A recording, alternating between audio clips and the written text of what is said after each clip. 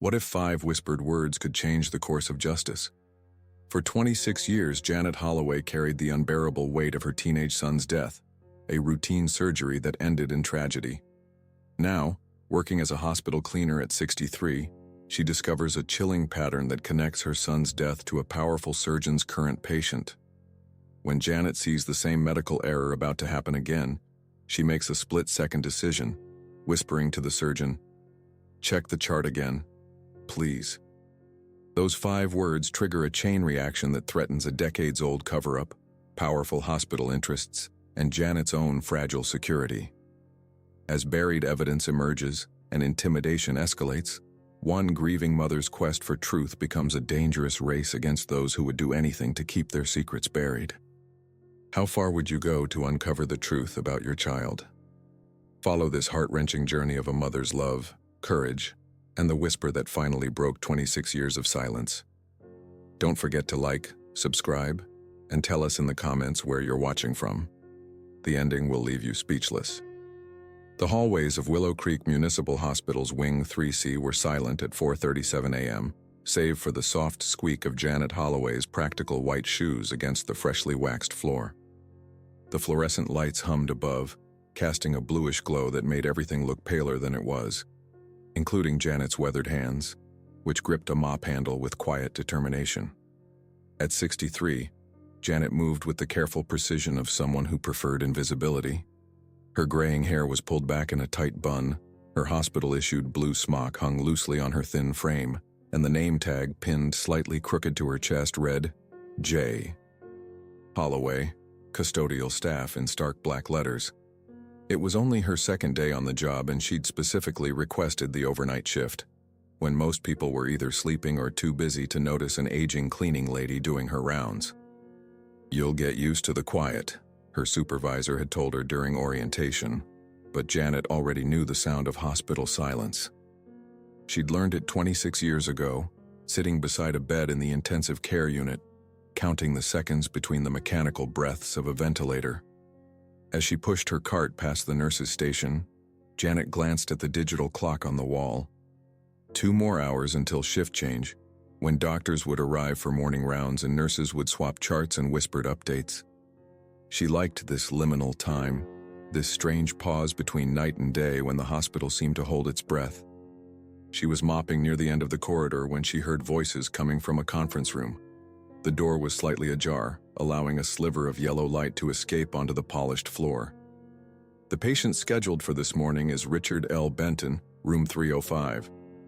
A male voice announced with the practiced authority of someone accustomed to being listened to. "Standard cholecystectomy. Make sure the chart is updated with the latest labs and imaging results." Janet froze mid-stroke. The mop handle trembled in her grip. Richard L. Benton. The name hit her like a physical blow, not because she knew any Richard Benton, but because of what the name represented. A terrible coincidence that sent cold tendrils of memory creeping up her spine. April 14, 1999. The day a mix-up with a patient named Richard L. Benton had somehow resulted in her 17-year-old son Michael being wheeled into the wrong operating room, given the wrong medication, and never waking up again. She hadn't planned on returning to this hospital, not ever. But when her husband Tom's Alzheimer's treatments depleted their savings and the home health aid costs doubled, Janet had swallowed her pride and fear. The hospital paid better than retail, and the overnight shift came with a premium. She'd convinced herself it was just a building, just walls and floors and equipment. That lightning couldn't possibly strike twice. Yet here she was, hearing that name again. Janet's heart pounded against her ribs as she edged closer to the door. Inside, she could see 5 doctors gathered around a conference table strewn with charts and coffee cups. At the head stood Dr. Whitmore, older now, his once dark hair silvered at the temples, but unmistakably the same surgeon who had emerged from the operating room 26 years ago with apology already written across his face before he'd even spoken a word. He hadn't recognized her when she'd been hired. Why would he? She'd been just another grieving parent, one case among thousands in his distinguished career. But Janet had recognized him immediately, had felt her chest constrict at the sight of him striding down the corridor on her first day. white coat billowing behind him like the wings of some terrible avenging angel. Patient has a history of cardiac arrhythmia, Dr. Whitmore continued, tapping a folder with his pen. But the pre-op assessment shows he's cleared for surgery. We should be in and out in under 2 hours. Janet's gaze drifted to the stack of charts on a side table near the door. The top folder was labeled with room numbers and patient names. Something about the arrangement made her pause. She'd spent enough time in hospitals to recognize when things weren't quite right. The chart marked 305 R.L. Benton didn't match what she'd seen earlier when she'd cleaned that room. The patient in 305 was elderly, well into his 80s, with wispy white hair and gnarled hands. She remembered because he'd been awake, staring out the window despite the early hour, and had thanked her when she'd emptied his trash bin. The band on his wrist had caught her attention because she'd wondered if it was uncomfortable, how it seemed too tight against his papery skin. And though she hadn't meant to look, she'd glimpsed the name printed there. Richard E. Benton. E, not L. A wave of dizziness washed over Janet. Was she imagining things? Making connections where none existed? After all, Benton wasn't an uncommon name, and she'd only caught a glimpse of the wristband in the dimly lit room. But then Dr. Whitmore gathered his papers and began moving toward the door where Janet stood. She should step away, continue her mopping, pretend she hadn't heard anything. That's what the Janet of yesterday would have done. The Janet who had spent 26 years trying to forget, to move on, to stop seeing her son's face in every teenage boy who passed her on the street. Instead, something broke loose inside her chest, something that had been locked away for far too long. As Dr. Whitmore reached the doorway, Janet did the unthinkable. She stepped forward, directly into his path, close enough that he had to stop short to avoid colliding with her. Their eyes met, hers wide with fear and determination, his narrowed in surprise at the sudden appearance of a custodian in his way. "Excuse me," he said, the polite dismissal of someone who doesn't really see the person they're addressing. But Janet didn't move. Instead, she leaned forward and whispered 5 words that would change everything. "Check the chart again, please." The surgeon blinked, confusion crossing his features. "What did you say?" Janet felt her throat tighten. 26 years of silence pressing against her vocal cords, but she forced the words out again, this time with a desperate urgency. "Dr. Whitmore, please check the chart again. The patient in 305 is Richard E. Benton, not L." For a moment, he stared at her blankly, as if trying to process not just her words, but the very fact that a cleaning woman was speaking to him about patient records. Then his expression hardened. "Who are you?" he demanded, his voice sharp with sudden suspicion. "How do you know about my patient?" But Janet was already backing away, her heart hammering so loud she was sure everyone in the wing could hear it. Her mop clattered to the floor as she turned and hurried down the corridor, leaving a trail of soapy water in her wake. Behind her, she heard Dr. Whitmore calling after her, his voice echoing off the sterile walls. But she didn't stop. Couldn't stop. Because for the first time in 26 years, Janet Holloway had finally spoken up, and she knew with bone-deep certainty that nothing would ever be the same again. Dr. Thomas Whitmore stood frozen in the hallway, the custodian's words hanging in the air like a fog that refused to dissipate. 27 years of medical practice had taught him to trust his instincts, and something about the woman's urgency, the haunted look in her eyes, gave him pause. With a frustrated sigh, he turned back to the conference room where his residents were gathering their materials. "Hold everything," he commanded, his voice sharper than intended. The young doctors froze, clipboards and tablets clutched in midair. "I need to verify something before we proceed." Dr. Meera Patel, his most promising resident, frowned. "Is there a problem with the Benton procedure, sir?" "Just a precaution," Whitmore replied, already reaching for the chart. He flipped it open, scanning the admission form with practiced efficiency. Richard L. Benton, 57, scheduled for laparoscopic cholecystectomy due to symptomatic gallstones. Everything appeared to be in order. And yet, "Dr. Reynolds," he called to the youngest resident, "please accompany me to room 305. I want to verify the patient's identity before we begin prep. The fluorescent lights buzzed overhead as they walked down the corridor. Whitmore's shoes squeaked against the freshly mopped floor, still damp from where the custodian had abandoned her work. Who was she? And how did she know about a potential discrepancy? The questions nagged at him as they approached room 305.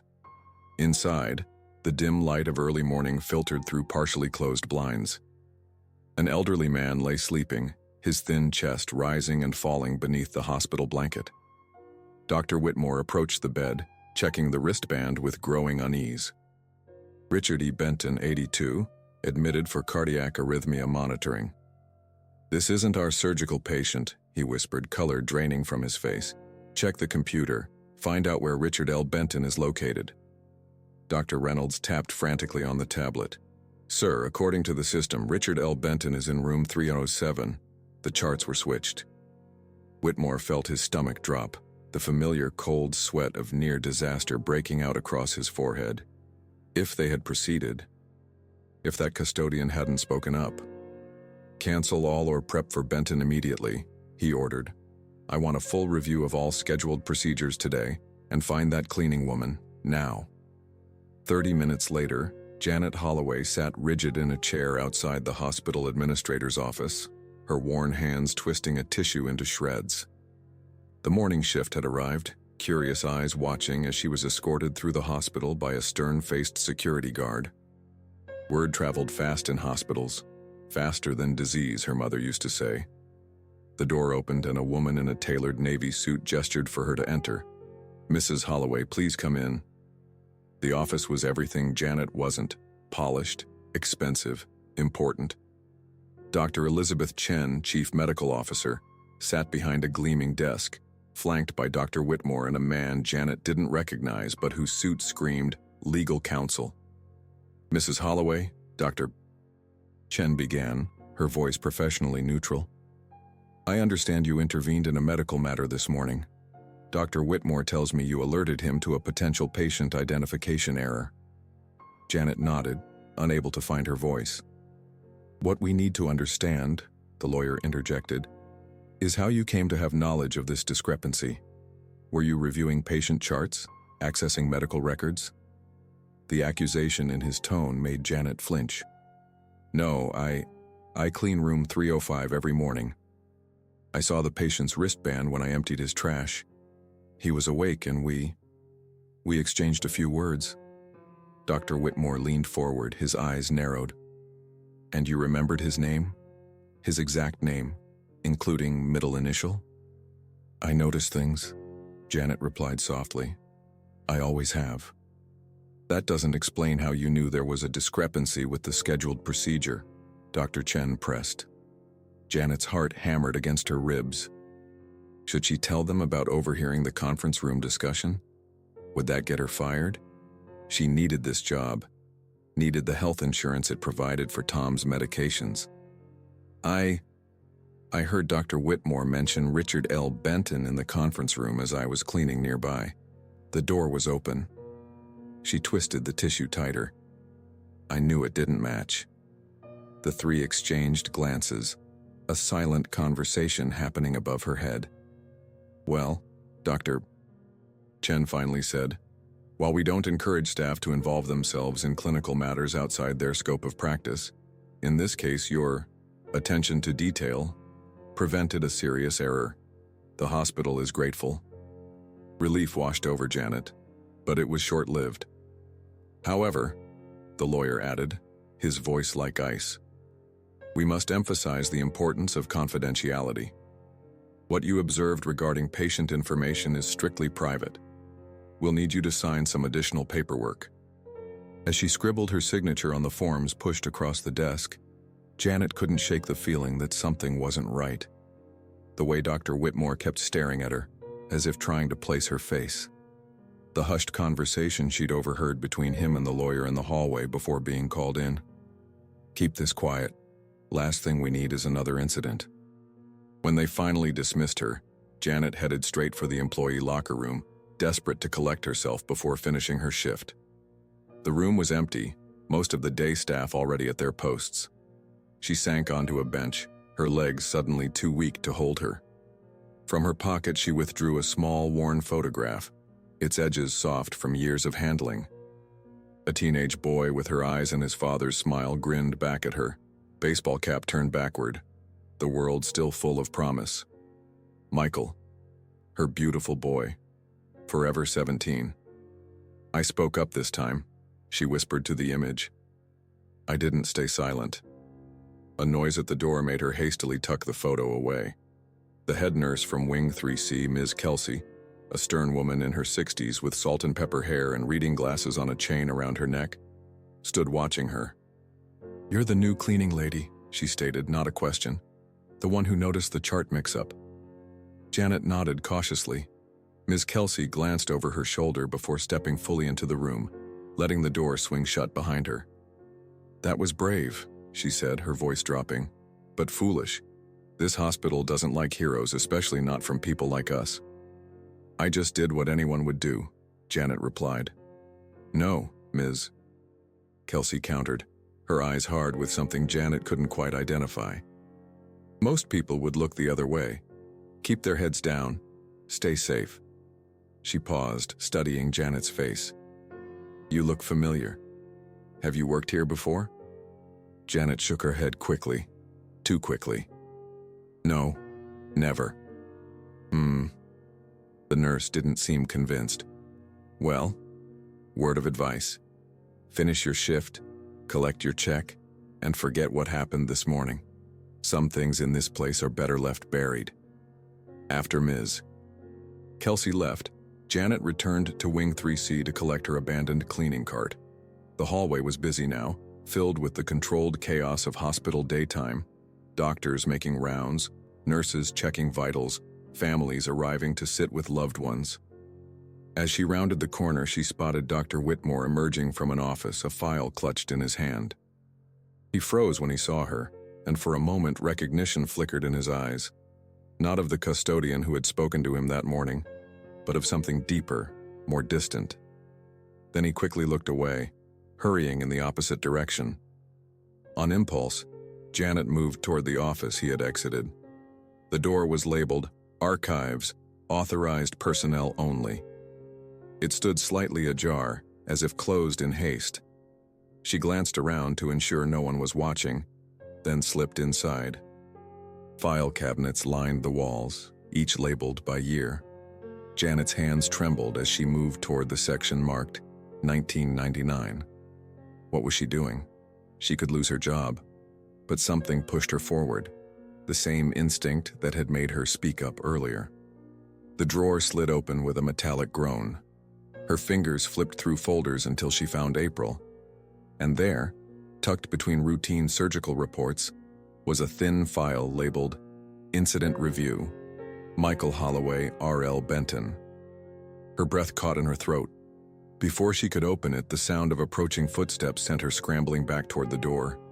The file slipped from her fingers, a single photograph falling from its contents and skidding across the floor. Janet snatched it up and fled, not daring to look at what she had taken until she was safely hidden in a supply closet at the far end of the wing. In the dim light, she finally examined the photograph, a hospital wristband partially torn, bearing the name Richard L. Benton. Scrawled across the back in faded blue ink were the words, Evidence redacted from official report by order of admin. The evening air carried the scent of freshly cut grass as Janet made her way through Evergreen Cemetery. The stone path wound between marble headstones and bronze plaques, a route she could walk blindfolded after 26 years of monthly visits.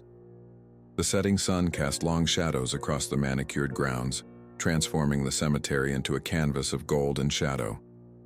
Janet clutched a small bouquet of daisies, Michael's favorite, the stems wrapped in damp paper towels to keep them fresh.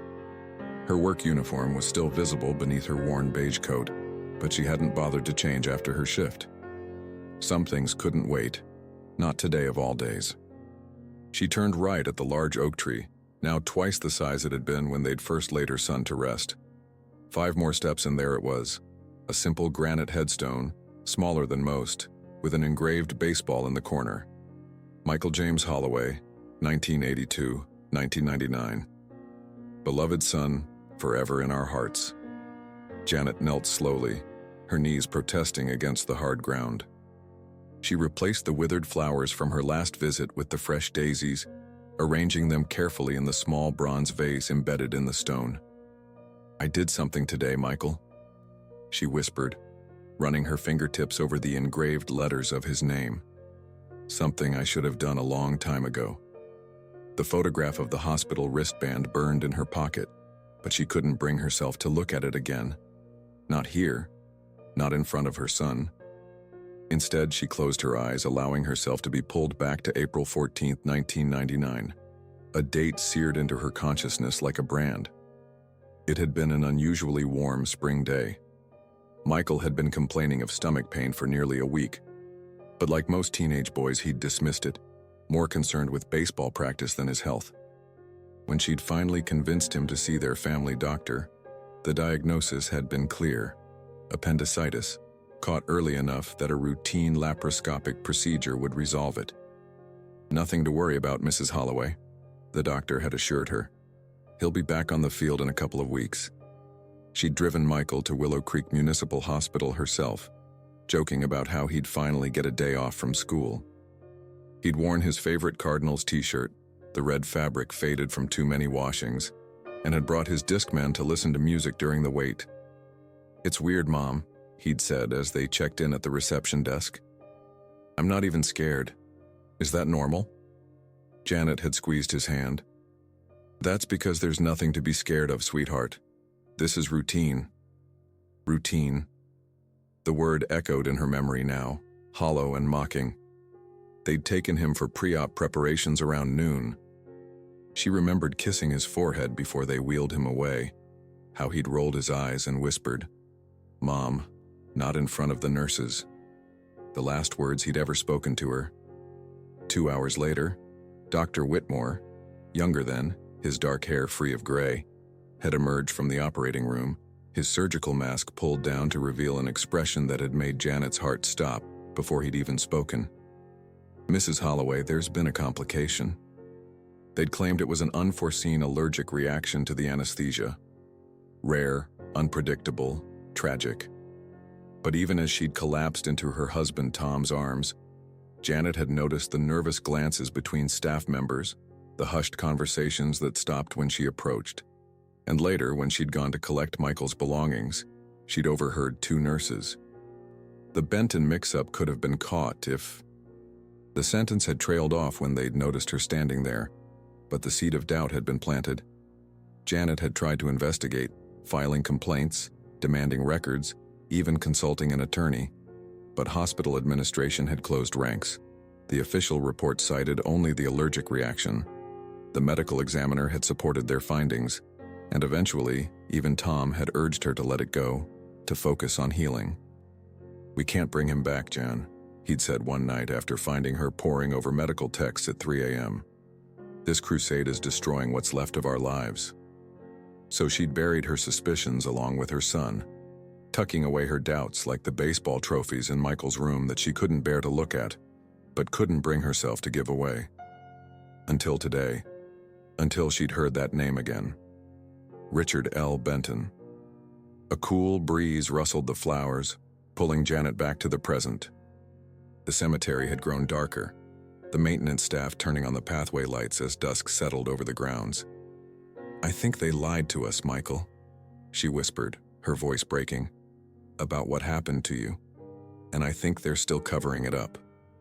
She pulled the photograph from her pocket, finally allowing herself to study it in the fading light.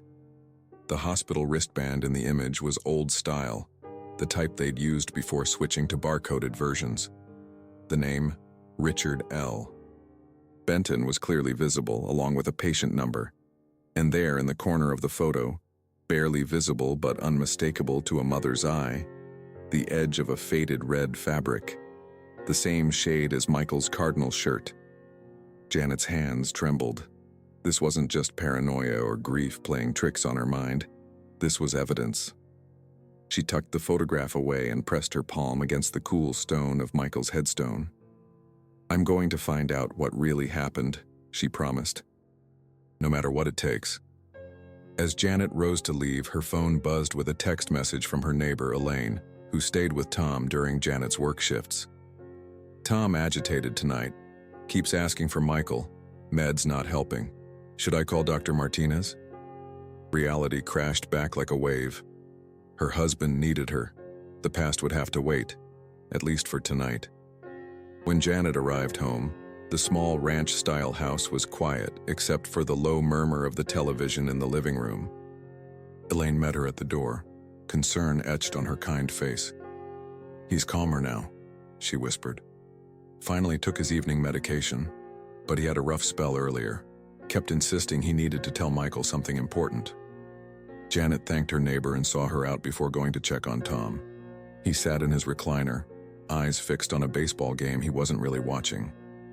At 65, Tom Holloway looked a decade older, the aggressive early-onset Alzheimer's having carved deep lines into his once handsome face. "Hi, honey," Janet said, kneeling beside his chair. "I'm home now." Tom turned to her, confusion clouding his eyes before recognition dawned. "Janet? Good. Did you pick up Michael from practice?" The familiar pain twisted in her chest. "No, sweetie. Remember? Michael isn't with us anymore." Tom's face crumpled, the news hitting him as fresh as it had 26 years ago. "But I just saw him this morning. He was wearing his baseball uniform." Janet took his hand, feeling the wedding band that now hung loose on his finger. "That was a memory, Tom. A good one." As she helped him to bed later, Tom suddenly gripped her arm with surprising strength. "You never let it go," he said, his eyes suddenly clear and present in a way they rarely were anymore. "You never left Michael in peace. You always knew, Janet." She froze, unsure if this was another confused rambling or a moment of lucidity breaking through the fog of his disease. "Knew what, Tom?" But the moment had passed. Tom's eyes drifted closed, his breathing evening out into sleep. Janet retreated to the kitchen table, spreading out the evidence she'd gathered. The photograph of the wristband, old newspaper clippings about Michael's death she'd kept in a folder, and a scrap of paper where she'd scrawled what she remembered from the incident report glimpsed in the archive room. As she arranged the pieces, trying to form a picture that made sense, her phone buzzed with a text from an unknown number. "Storage closet, 3C. Left corner behind cleaning supplies. Napkin in red binder. You're not the only one who remembers. K." Janet stared at the cryptic message, her heart racing. K. Kelsey? The head nurse who had warned her to keep her head down? Tomorrow, she decided. Tomorrow she would find out what was hidden in that storage closet. For Michael. For the truth that had been buried for 26 years. For the date that never left her mind. April 14th, 1999. Janet arrived at Willow Creek Hospital 30 minutes early for her shift, her heart pounding against her ribs like a trapped bird. The evening sky had turned a deep indigo, streetlights flickering on in the parking lot as she made her way toward the employee entrance. She'd barely slept, Tom's words echoing in her mind throughout the night. "You always knew, Janet." The hospital corridors seemed different today, more threatening somehow, as if the walls themselves were watching her. Janet kept her head down as she punched in her time card, avoiding eye contact with the other custodial staff gathering for shift assignments. Word had spread about her intervention with Dr. Whitmore. She could feel it in the curious glances and sudden silences when she entered the break room. "Holloway," barked Supervisor Tanner, a wiry man with perpetually suspicious eyes. "You're on double duty tonight. Wing 3C and the surgical floor bathrooms." Double duty. Janet's shoulders sagged. At 63, one floor was challenging enough, but two? This wasn't coincidence. This was punishment. "Is there a problem?" Tanner asked, his tone making it clear the only acceptable answer was no. "No, sir," Janet replied, taking the assignment sheet with steady hands despite the anger bubbling inside her. The other custodians shuffled away, leaving a careful distance between themselves and Janet, as if her questioning of authority might be contagious. Only Darius, a college student working night shifts to pay for his nursing classes, gave her a sympathetic nod as he wheeled his cart toward the elevators.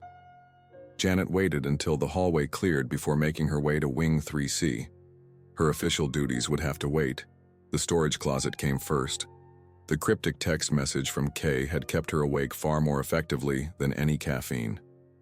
The 3C wing was quieter than usual. A lull between the evening medication rounds and the midnight vitals checks. Janet slipped into the storage closet, flicking on the harsh fluorescent light that buzzed and flickered overhead. The small room smelled of bleach and dust, metal shelves crowded with cleaning supplies and spare linens. Following the instructions from the text, Janet moved to the left corner, pushing aside mop buckets and boxes of gloves. Behind a stack of toilet paper packages, she found it.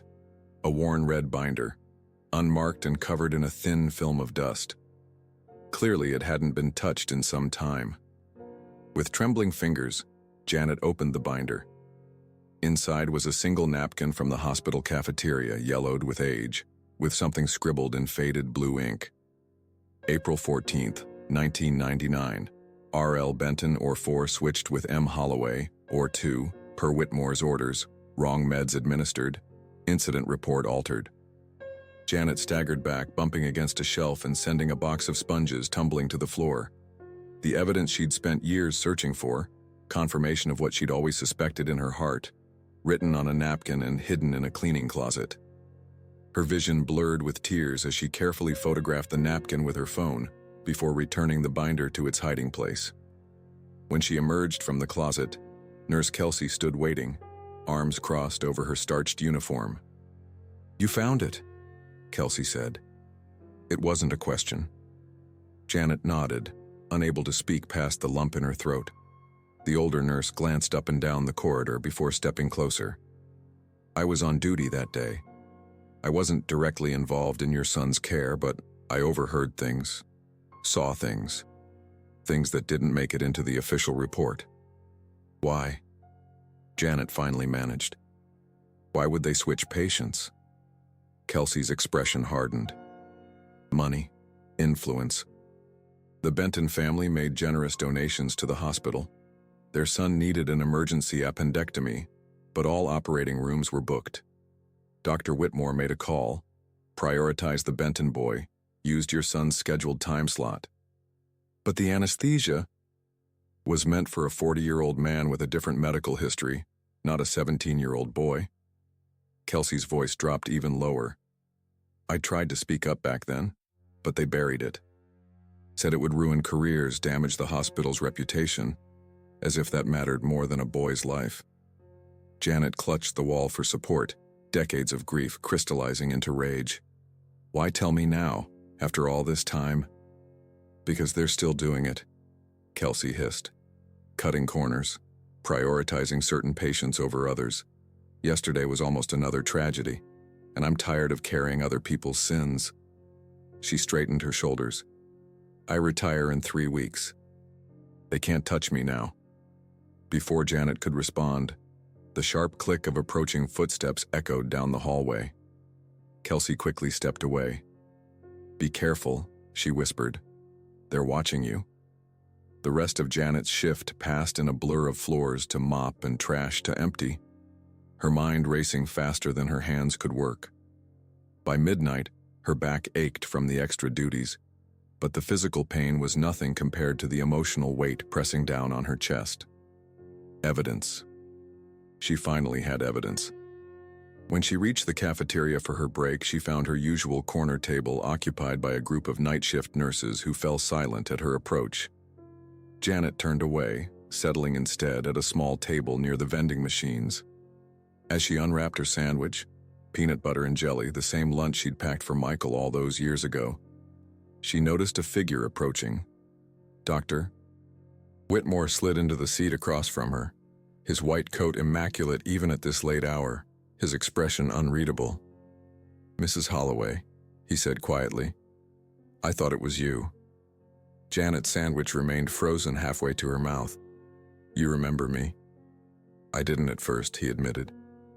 "But when I checked the personnel files after yesterday's incident, your name triggered something. I looked up our records." He paused, studying her face. "You're Michael Holloway's mother." Janet set down her sandwich. appetite vanished. Yes. And now you work here? His tone carried a hint of accusation. Why? I needed a job, she replied simply. The insurance, for my husband. Whitmore nodded slowly, his fingers drumming against the tabletop. Yesterday was unfortunate, a clerical error that could have had serious consequences. The hospital appreciates your intervention. The careful choice of words, the practiced smile that didn't reach his eyes. Janet recognized the same tactics they'd used 26 years ago when explaining away her son's death. Was Michael a clerical error too? The words escaped before she could stop them. Whitmore's face hardened. Mrs. Holloway, your son's case was thoroughly reviewed. His death was a tragic but unavoidable medical complication. A complication caused by receiving the wrong medication, Janet pressed, her voice stronger now. Because his surgery was swapped with Richard L. Benton's. The blood drained from Whitmore's face. Those are serious allegations without evidence. Grief can distort memories, make us see connections that don't exist. I have evidence, Janet lied, praying her expression wouldn't betray her. The photograph and napkin were hardly conclusive in a legal sense, but Whitmore didn't need to know that. The surgeon stood abruptly. I think you should focus on your duties here, Mrs. Holloway. Dredging up the past serves no one. His voice dropped to a whisper, especially when that past could impact your employment, your husband's insurance. The threat hung in the air between them. Whitmore walked away without another word, leaving Janet alone with her half-eaten sandwich and the bitter taste of intimidation. When she returned home after her shift, exhaustion pulled at her limbs like lead weights. The house was quiet. Tom would be sleeping, thanks to his evening medication. Janet moved to check on him, stopping at the doorway to their bedroom. Tom sat upright in bed, fully dressed, staring at a photograph in his hands, one of the few moments of nighttime lucidity that sometimes broke through his medication. Tom, she called softly. You should be sleeping. He looked up, his eyes clear and present in a way that squeezed Janet's heart. I found this in the drawer, he said, holding up the picture. Michael in his baseball uniform, arms slung around his father's shoulders after winning the regional championship. I remember this day, every detail. Janet sat beside him on the bed. That was a good day. You went back to that hospital, Tom said suddenly. The place where it happened. She nodded, unable to lie to him during this rare moment of clarity. You're still looking for answers. It wasn't a question. I found something, Tom, she whispered. About what happened to Michael. About the mistakes they made. Tom stared at the photograph for a long moment. I told them to leave it alone, he said finally. The lawyers, the administrators. I told them we wouldn't pursue it if they helped with the funeral costs. His voice broke. I just wanted to bury our son with dignity. I never imagined you'd still be fighting this battle 26 years later. Janet felt as if the floor had dropped away beneath her. You knew? All this time you knew it wasn't just an allergic reaction? I suspected, Tom admitted, tears tracking down his weathered cheeks. There were inconsistencies, but proving it would have meant years of legal battles, reliving the worst day of our lives over and over. I wanted to protect you from that. So you let them get away with it, Janet whispered, the words tasting like ash. I let us grieve, Tom corrected, reaching for her hand. Or I tried to. Before Janet could respond, Tom's expression clouded, confusion replacing the clarity that had briefly illuminated his features. Is Michael at practice? He asked, the photograph slipping from his fingers. He'll be late for dinner. Janet picked up the fallen picture, tucking it safely back into the bedside drawer. Don't worry, she said softly, helping Tom lie back down. Everything's going to be all right. But as she turned out the light, Janet knew nothing would be all right until the truth was revealed. On a napkin in the kitchen, she wrote the date again. A talisman, a reminder, a promise. April 14th, 1999. The same error. The same man. Nothing changed. Janet stared at the pink slip in her hands, the words "administrative leave," "pending investigation" blurring before her eyes. 3 days had passed since her confrontation with Dr. Whitmore in the cafeteria, and the hospital's response had been swift and merciless. The official reason cited inappropriate access of patient information, but Janet knew the truth. She had become a threat that needed to be neutralized. "You have until the end of your shift to clear out your locker," said Supervisor Tanner, not quite meeting her eyes. "Security will escort you from the premises afterward." Janet nodded mechanically, folding the notice into her pocket.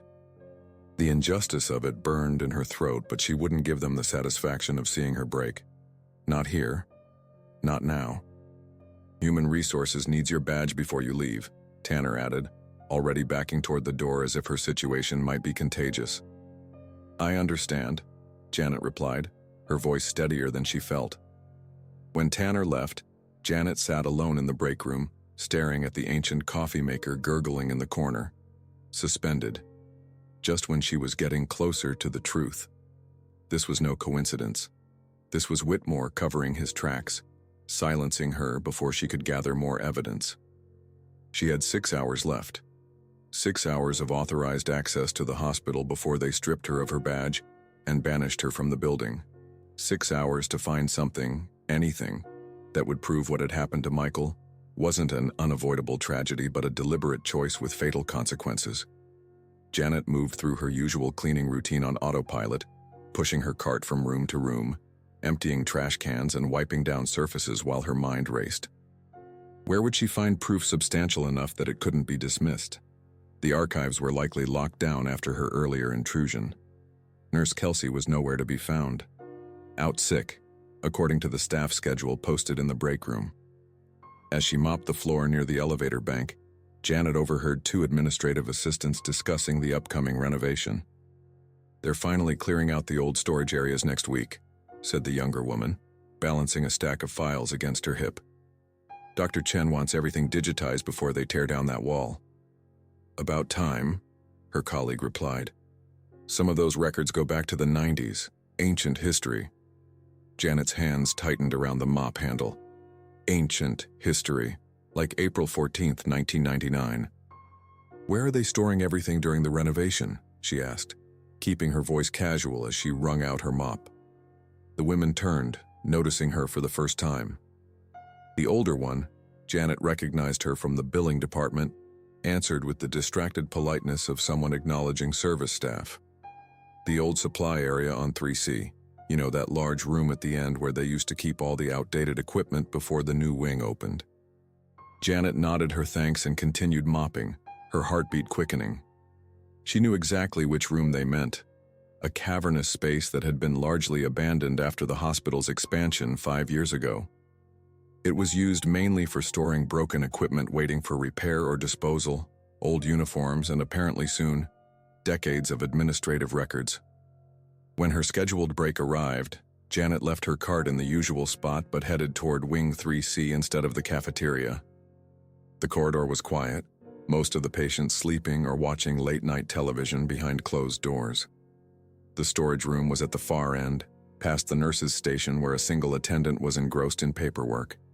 Janet slipped past, her practical shoes silent on the polished floor. The storage room door was marked with a simple "Authorized Personnel Only" sign, but the lock was disengaged, likely left open for the staff preparing for the upcoming move. Inside, the vast room smelled of dust and disuse. Shelves stretched toward the high ceiling, laden with cardboard boxes, outdated equipment draped in protective covers, and stacks of blue hospital linens still in their plastic wrapping. Janet closed the door behind her, leaving it slightly ajar to avoid being locked in, and pulled the small flashlight from her pocket. Where to begin? The room was enormous, filled with decades of accumulated hospital detritus. She swept her light across the shelves, searching for any indication of organization. Near the back wall, she spotted several filing cabinets partially hidden behind a broken gurney. Beside them were cardboard boxes labeled by department and year. Janet moved quickly, scanning the labels: radiology, obstetrics, cardiology. there on the bottom shelf. Surgery, 1995-2000. Her hands trembled as she pulled the box forward, sending a cloud of dust into the air. The lid was sealed with yellowed packing tape that crackled as she peeled it back.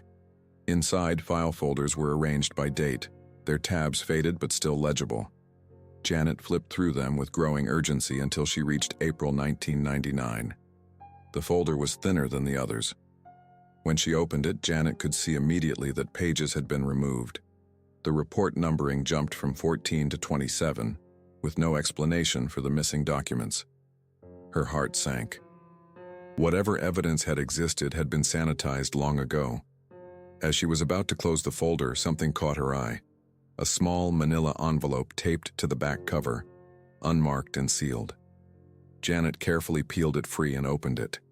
Inside was what appeared to be a collection of hospital admission wristbands, each in its own small plastic bag, labeled with patient names and dates. Janet's fingers shook so badly she nearly dropped the envelope. She dumped its contents onto the floor and spread the plastic bags out under her flashlight beam. 5 patient wristbands in total, and there, the third one from the left. Michael Holloway, 4/14/99. A sob escaped her lips before she could stifle it. She picked up the bag containing her son's wristband, the plastic material now brittle with age. The sight of his name printed in stark black letters against the white band made her chest constrict painfully. She had watched the nurse fasten this very band around Michael's wrist during admission, remembered how he had complained that it was too tight. Janet moved her flashlight to examine the other wristbands. One was labeled Richard L. Benton, 4/14/99. But what struck her immediately was that both Michael's and Richard's wristbands had identical patient identification numbers, 100-7734, an impossibility in hospital protocol where each patient received a unique identifier. Someone deliberately duplicated the ID numbers, she whispered to the empty room. Someone made sure they could be swapped. The sound of a door opening somewhere in the main corridor jerked Janet back to awareness.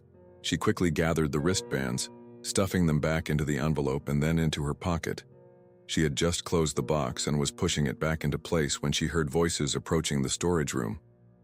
"I'm telling you, we need to clear out everything related to the Holloway case," came Dr. Whitmore's unmistakable voice.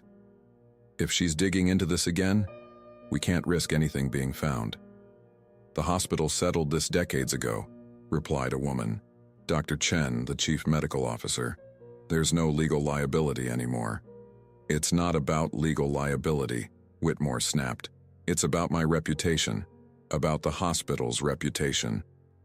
If the press got hold of this, a doctor prioritizing a donor's son over another patient, falsifying records to cover it up." "Keep your voice down," Dr. Chen hissed. "The walls have ears in this place." Janet froze, pressed against the filing cabinet as the storage room door swung fully open. The overhead lights flickered on, harsh fluorescent illumination flooding the space. There was nowhere to hide, only a split second to make a decision. She ducked behind a stack of broken wheelchairs just as Whitmore and Chen entered, praying neither would venture to the back of the room. From her hiding place, Janet could see Whitmore clutching a folder, the same one she had just been examining. "Everything related to April 14, 1999 needs to disappear," he said, placing the folder on a metal table in the center of the room. "The official story stands. The boy had an allergic reaction, unfortunate but unavoidable." "And the mother?" "Doctor?" Chen asked, her voice cool and pragmatic. "She clearly suspects something." Whitmore's laugh was hollow. "She's a 63-year-old cleaning woman with a sick husband and no resources. Who would believe her over an entire medical institution? She's been suspended anyway. Security will watch if she tries to come back." Janet's hand closed around the envelope in her pocket, the edge of the plastic wristband bags crackling slightly. She had what she needed. Proof that they had lied, that Michael's death wasn't an unavoidable tragedy but the result of deliberate deception. A crash from somewhere else in the hospital corridor drew Whitmore and Chen's attention. They moved toward the door, still talking in low, urgent tones. The moment they stepped out, Janet seized her chance. Keeping low, She darted toward the exit on the opposite side of the room, a service door that led to the maintenance corridors. She slipped through, heart pounding so loudly she was certain they would hear it echoing off the walls. But the door closed silently behind her, and Janet found herself alone in the dimly lit service corridor, clutching the evidence of a 26-year-old lie against her chest. By the time she made it back to the main hallway, her shift was nearly over. Janet moved quickly to the locker room, gathering her few personal belongings before security could arrive to escort her out. As she shoved her work shoes into her bag, her cell phone buzzed with a text message from an unknown number. "They know you found something. Watch your back. Be careful who you trust. K." Janet glanced around the empty locker room, suddenly aware of how vulnerable she was within these walls. She needed to get home, to secure the evidence, to figure out her next move. But as she zipped her bag closed, she couldn't shake the feeling that she had just stepped onto a path from which there was no turning back. Rain pounded against the windows of Janet's small ranch house, matching the storm raging inside her mind. She sat at the kitchen table, surrounded by scattered pieces of evidence: the photograph of the wristband, the napkin with its damning message, and now the actual hospital wristbands with their duplicated identification numbers. Each item a fragment of truth, pieces of a puzzle that had haunted her for 26 years. Elaine had agreed to stay with Tom for a few extra hours, sensing Janet's distress when she'd arrived home from the hospital for the last time. "Take whatever time you need," the kind neighbor had said.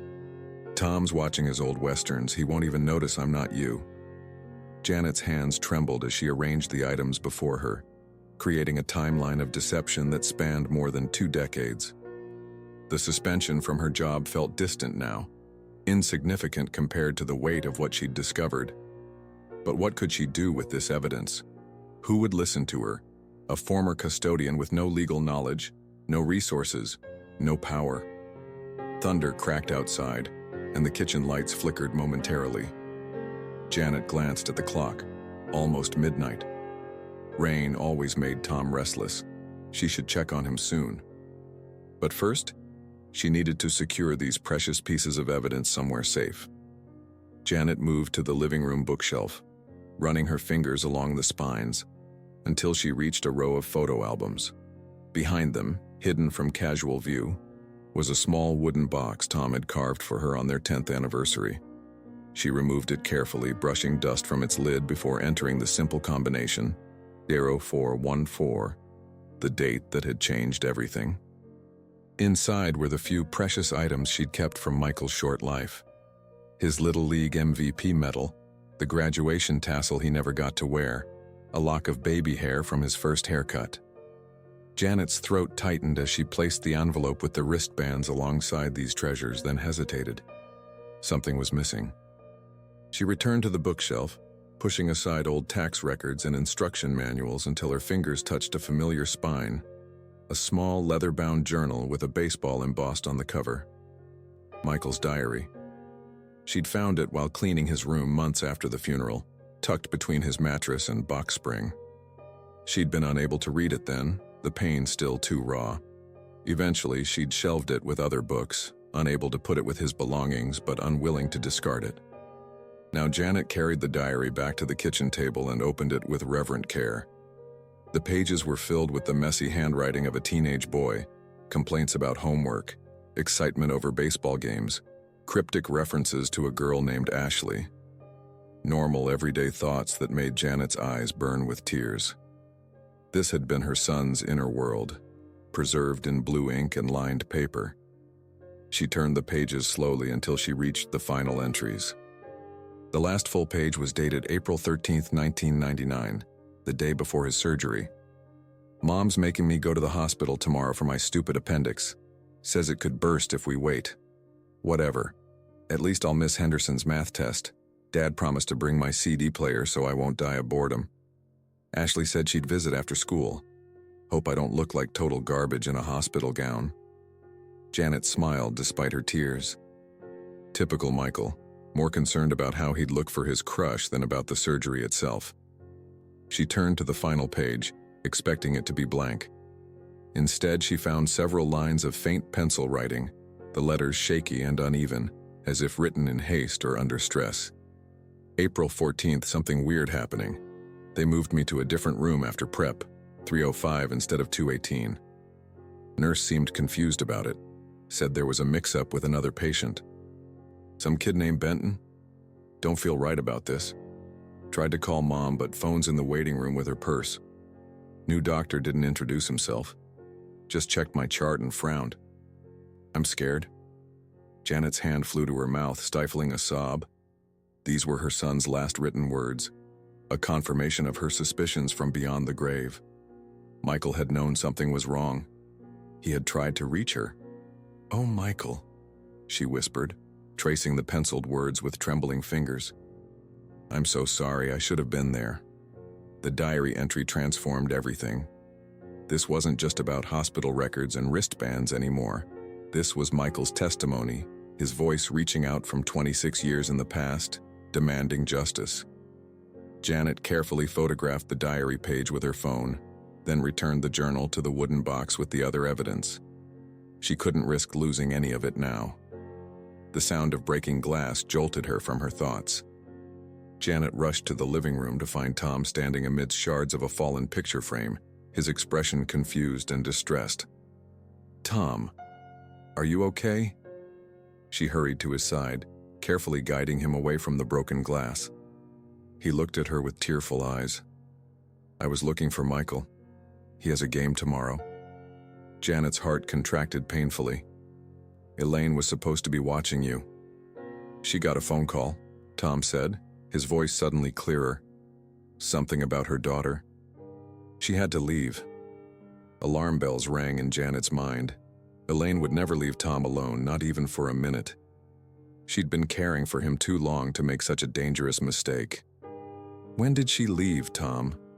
He frowned, struggling with the concept of time. "Before the cowboy movie ended."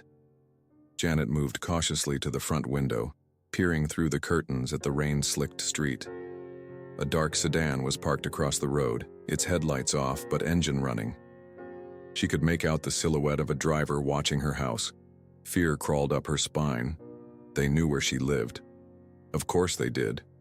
Her address was in her employee file. Had they sent someone to search for the evidence while she was distracted with Tom? Or worse, to intimidate her into silence? Janet stepped back from the window, mind racing. She needed to get the evidence out of the house, somewhere safe. But where? She couldn't leave Tom alone, not in his condition. And with her suspension, she couldn't afford a safety deposit box or a lawyer. Her phone buzzed with a text message, making her jump. She expected another cryptic warning from Nurse Kelsey, but the number was different. Willow Creek Gazette. "Heard you might have a story about hospital negligence. Interested in talking?" Marcus Reed, investigative reporter. Janet stared at the message, suspicion warring with hope. How did this reporter know about her situation? Was this a trap set by the hospital to flush out her evidence? Or a genuine lifeline? She didn't recognize the name Marcus Reed, but then again, she hadn't followed local news closely in years. Her gaze shifted to the business card rack near the phone, a relic from the days when people still kept physical directories. There, tucked between takeout menus and insurance agent cards, was a faded Willow Creek Gazette contact sheet. Janet flipped it over, scanning the list of departments and extensions until she found it.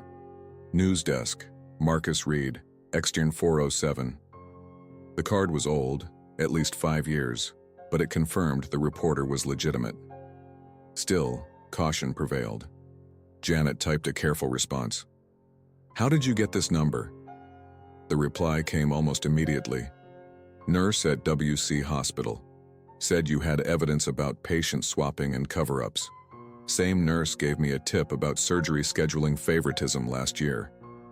Story won regional award. Janet remembered a scandal about a year ago. Something about wealthy patients getting priority for elective surgeries, while others languished on waiting lists. The hospital had issued a formal apology and restructured their scheduling system. Could Kelsey have been the source for that story too? Before she could decide how to respond, another text came through. Meeting source at Denny's on Highway 44 tomorrow, 10 a.m. Corner booth in back. No obligation to share anything.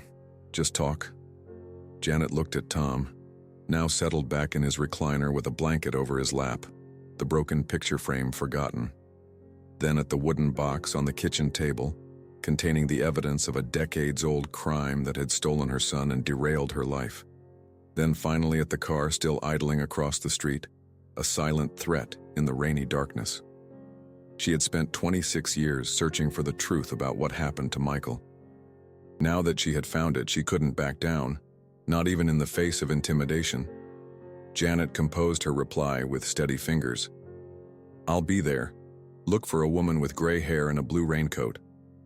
As she set down her phone, Janet felt something shift inside her, a transformation from grieving mother to determined advocate. The hospital had underestimated her once, dismissing her as a powerless cleaning woman too broken by grief to pose any threat. They wouldn't make that mistake again. Outside, the rain continued to fall, washing away old secrets and clearing the path for what was to come. The Denny's on Highway 44 bustled with the usual mid-morning crowd. Truckers fueling up before long hauls, elderly couples lingering over coffee refills, and young families with restless children contained in vinyl booths. Janet sat in the farthest corner, her blue raincoat draped over the chair beside her, a mug of cooling coffee untouched on the table. She'd arrived 20 minutes early, positioning herself to view both the entrance and the parking lot through rain-streaked windows. The wooden box containing her evidence sat on her lap beneath the table, one hand resting protectively over it. She hadn't slept last night, torn between anticipation and fear. The mysterious car had remained parked across from her house until dawn, then disappeared just as her elderly neighbor Mr. Patterson began his daily newspaper retrieval ritual. Janet checked her watch, 9:58 a.m. Arranging care for Tom had been a challenge. She'd finally called Tom's sister Margaret, making up a story about a job interview. Margaret had been reluctant. She and Tom had never been close, but eventually agreed to stay for a few hours. The diner's door swung open, bringing a gust of cool air and the sound of rain. A young man in his early 30s entered, shaking water from a navy blue umbrella. He wore jeans and a button-down shirt beneath a weathered leather jacket, casual but professional. His eyes scanned the restaurant until they landed on Janet's blue raincoat. With a small nod of recognition, he approached her table. "Mrs. Holloway?" he asked, his voice lower than she'd expected. Janet nodded cautiously. "Mr. Reed?" "Marcus, please." He extended his hand, which Janet shook briefly before gesturing to the seat across from her. "Thank you for meeting me." A waitress appeared with a pot of coffee. "Refill, ma'am. And for you, sir?" "Please," Marcus replied with an easy smile. He waited until the waitress departed before leaning forward. "I understand you have information about patient misconduct at Willow Creek Hospital." Janet studied him, searching for signs of deception or threat. His expression seemed open, his gaze direct but not intimidating. Still, years of disappointment had taught her caution. "Before I share anything," she began, her voice steady despite her nerves, "I need to know exactly what you've heard and from whom." Marcus nodded, respecting her wariness. "Fair enough. 3 days ago, I received an anonymous voicemail at the paper. A woman claiming to be a nurse at Willow Creek said a cleaning staff member had discovered evidence of patient switching and subsequent cover-ups dating back decades. She mentioned your name and suggested I contact you." "Nurse Kelsey," Janet murmured. "She didn't identify herself," Marcus replied, "but this source has provided reliable information in the past about hospital misconduct. Last year's expose on preferential treatment for donors resulted in a complete overhaul of their scheduling system." Janet's fingers tightened around the wooden box in her lap. "And if I show you what I found, what then?" "That depends on the evidence," Marcus said honestly. "If it's substantive, we publish. The Gazette may be small, but we're independent and we don't back down from powerful institutions. Beyond that, I have contacts at larger papers, the Post-Dispatch, even national outlets." Janet took a deep breath, feeling the weight of Michael's diary, the hospital wristbands, and 26 years of unanswered questions. Slowly, she lifted the box onto the table. "This is about my son," she said quietly. "Michael Holloway. He died during what should have been a routine appendectomy in 1999. The hospital claimed it was an allergic reaction to anesthesia. They lied." For the next 30 minutes, Janet laid out the evidence piece by piece. Michael's diary entry describing the room change, the duplicated patient identification numbers on the wristbands, the napkin with its damning note, and finally, her recent discovery that the same Dr. Whitmore who had operated on Michael was about to make an identical mistake with another Richard Benton. "The words I whispered to him that morning, 'Check the chart again,' they weren't random," Janet explained, her voice growing stronger with each revelation. "I was there when my son died because of their negligence, and 26 years later, I was there to prevent it from happening again." Marcus took meticulous notes, occasionally asking clarifying questions but mostly listening with growing intensity. When Janet finished, he sat back, rubbing his jaw thoughtfully. "Mrs. Holloway, this is significant. We're not talking about a simple medical error. We're looking at deliberate patient swapping, falsified records, and a coordinated cover-up spanning decades." "They'll deny everything," Janet said. "I'm just a custodian, a grieving mother they'll dismiss as delusional." "Not with this evidence," Marcus countered, gesturing to the items spread between them. "The duplicated ID numbers alone raise serious questions. And your son's diary." He trailed off, clearly moved by Michael's final written words. "This is exactly the kind of story that can't be buried." Janet felt a flicker of hope, quickly tempered by practicality. "They've already suspended me. Without my job, I lose our health insurance. My husband needs his medication." "I understand your concern," Marcus said, "but consider this. Once the story breaks, the hospital will be under intense scrutiny. Any action against you would look like retaliation." He paused, choosing his next words carefully. "There's someone else you should meet, someone who might be particularly interested in your story." Before Janet could ask who, the diner's door opened again. A tall woman in her mid-40s entered, her tailored gray pantsuit and confident stride immediately drawing attention. Her dark hair was pulled back in a sleek ponytail, and she carried a leather portfolio rather than a purse. She spotted Marcus immediately and approached their table.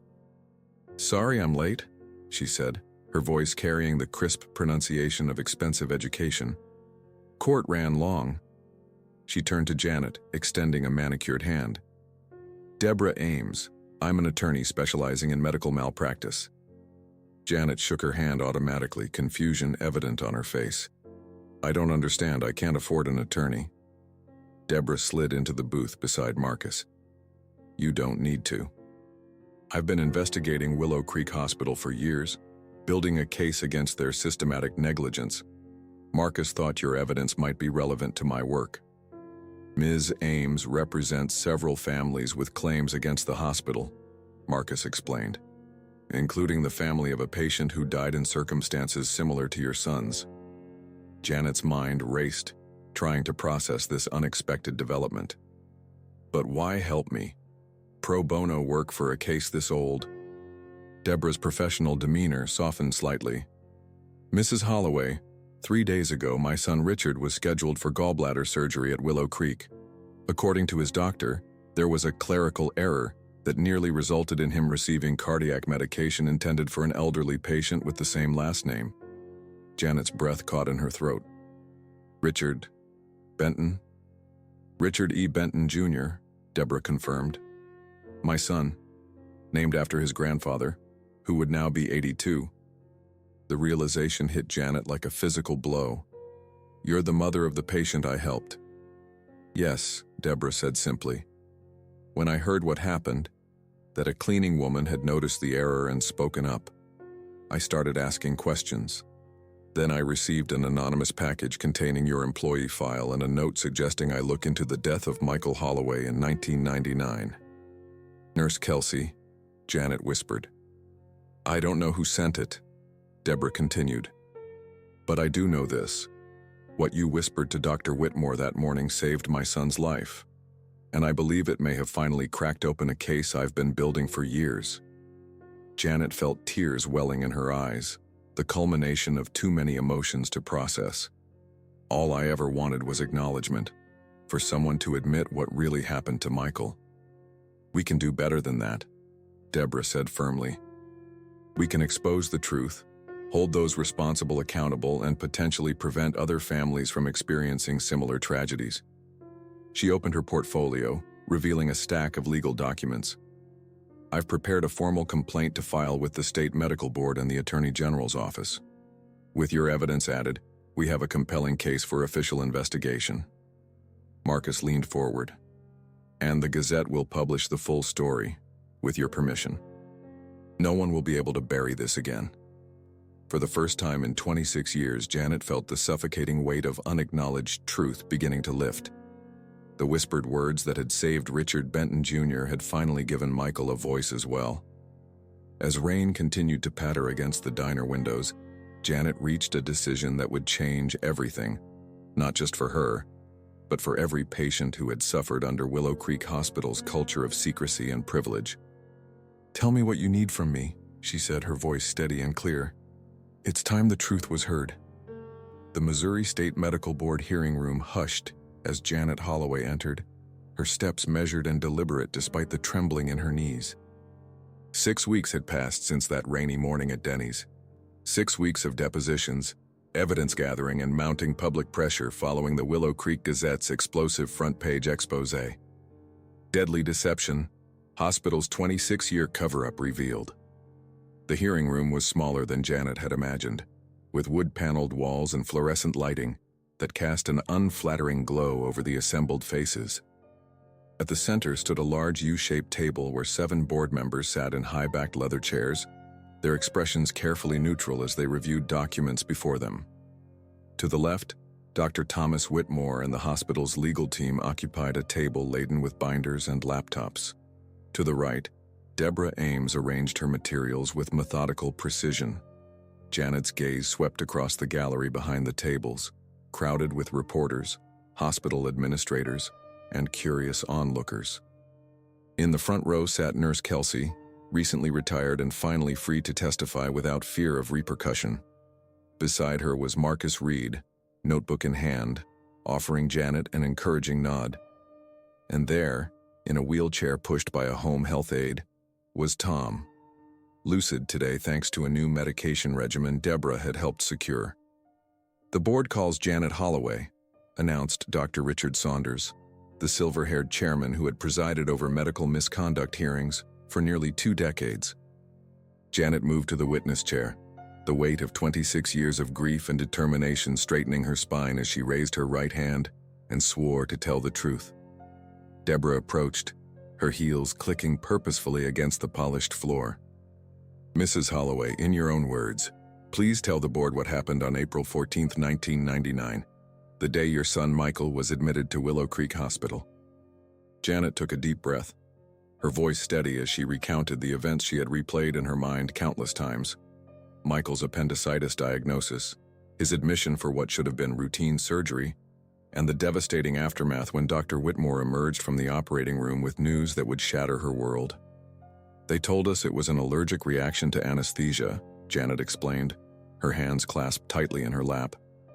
"Something rare and unpredictable that couldn't have been foreseen. We believed them. We had no reason not to trust the doctors."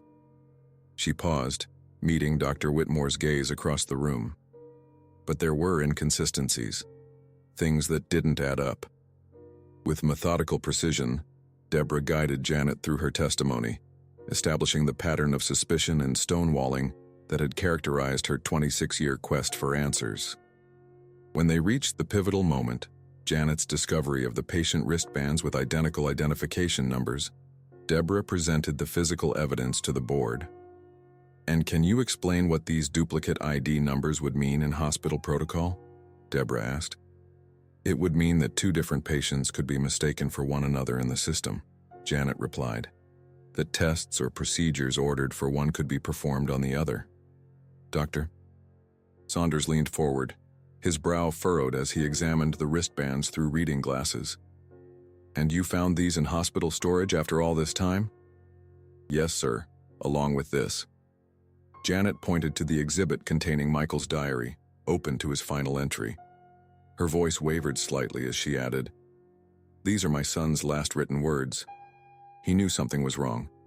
He tried to reach me." A murmur rippled through the gallery as the board members passed the diary among themselves, reading Michael's penciled concerns about being moved to a different room, about the confusion surrounding a patient named Benton.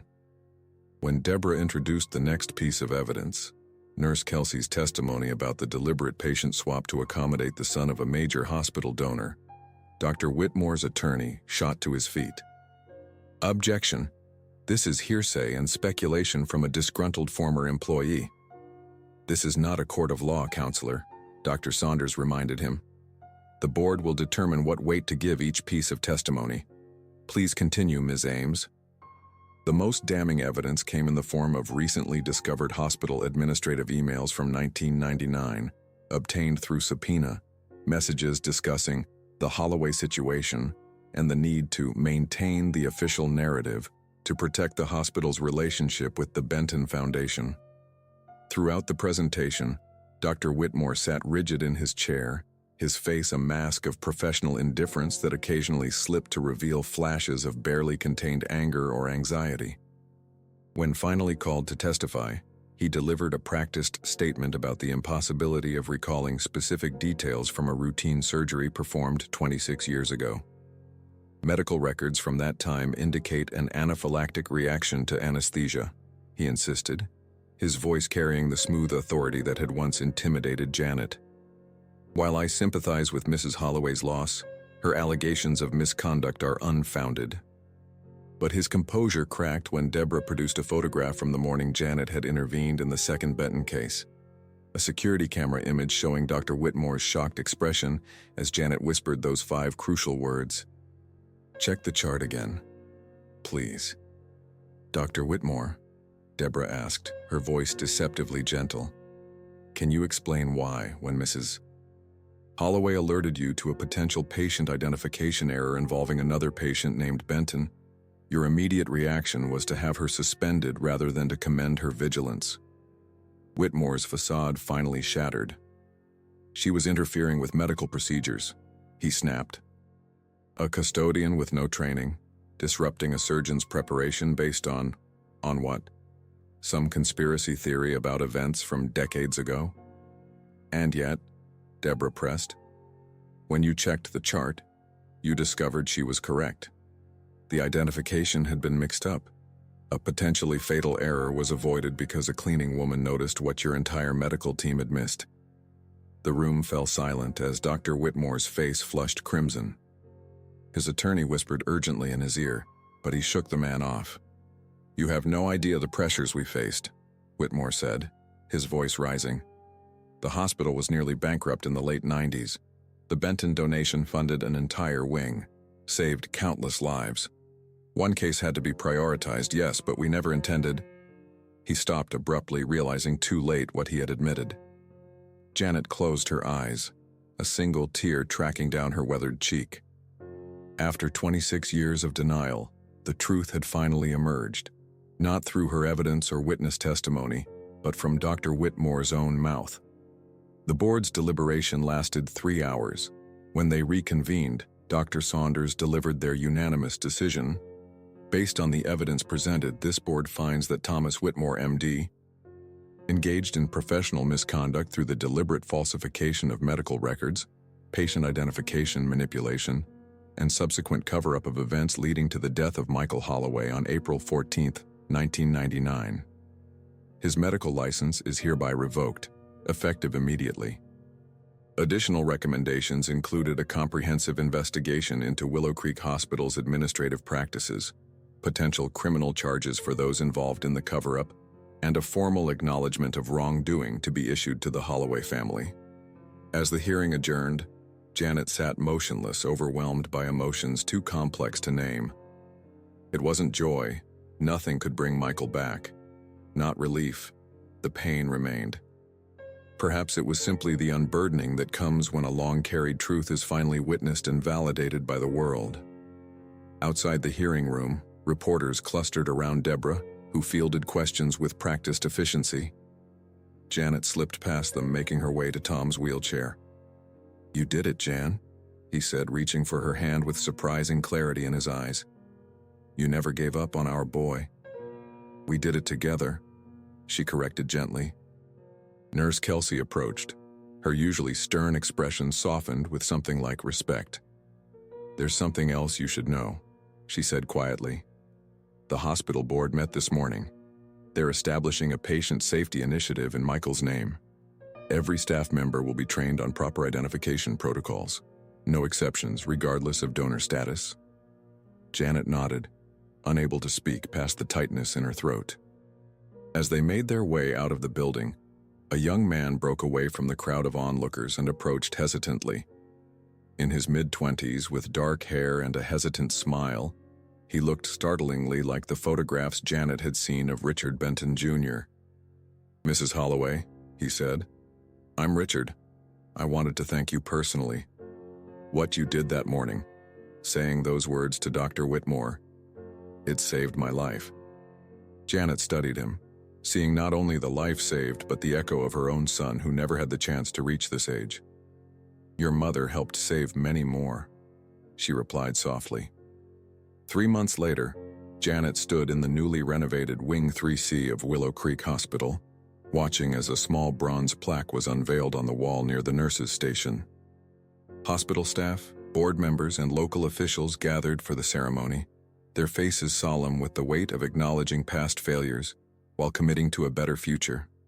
The plaque read simply, "In memory of Michael Holloway, 1982-1999, because every life matters."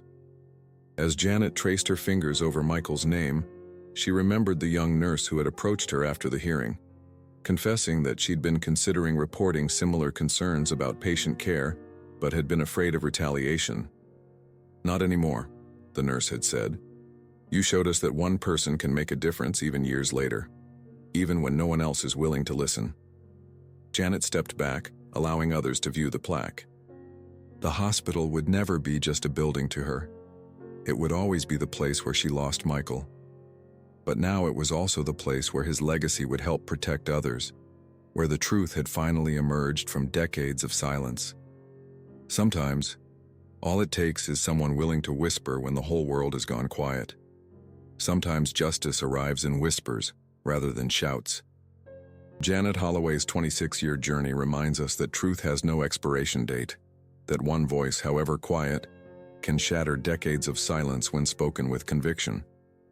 In a world that often dismisses the elderly, the grieving, and the powerless, Janet's persistence proves that courage doesn't always wear a uniform or carry a title.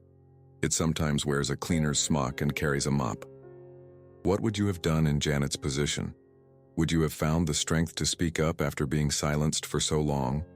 Would you have risked your livelihood, your security, your peace of mind to expose a truth that powerful people wanted buried?